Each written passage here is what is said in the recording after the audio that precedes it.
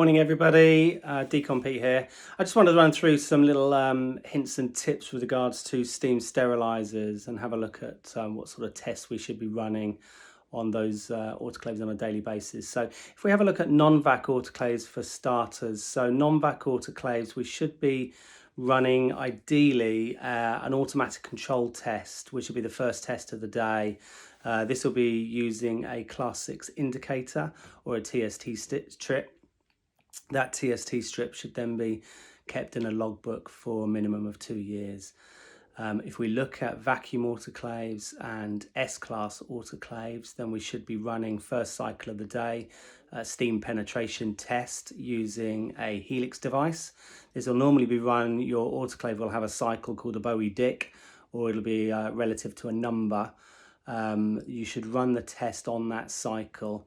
That test strip is basically an overextended lumened instrument with a TST strip at the end, and the idea is that the steam is able to penetrate that tubing via a vacuum being pulled and is able to change the indicator test strip. So it actually looks at several parameters. It looks at the steam being able to penetrate through the lumen, but also the sterilisation cycle, that 134 temperature, being maintained at the minimum standard. So whether that be 3 minutes, whether that be 3.5 or 4 minutes, depending on what autoclave that you have.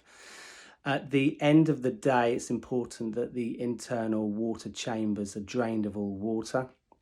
This will help to prevent any biofilm buildup inside of the chamber and help to prevent any contamination of the clean water being used.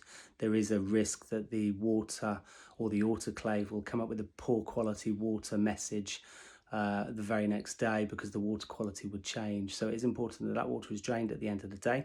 And it's also important that we use the autoclave in accordance with the manufacturers. So we're making sure that the instruments that we put in are the load is relative to what the manufacturers are stating. So, for example, if we have a non-vac autoclave, then a non-vac autoclave is only suitable for naked solid instruments. It's not suitable for hollow instruments, for example, handpieces, type A, type B instruments.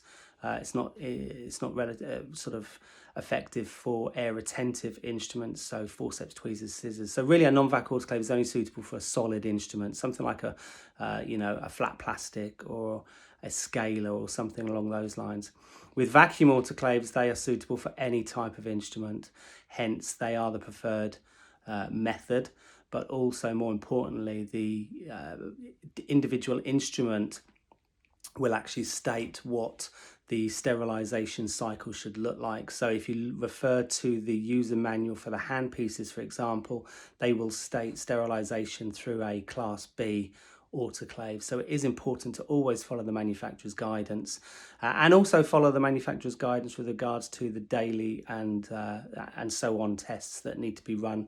At the end of the year, they are annually validated in accordance with the manufacturers. They're annually serviced.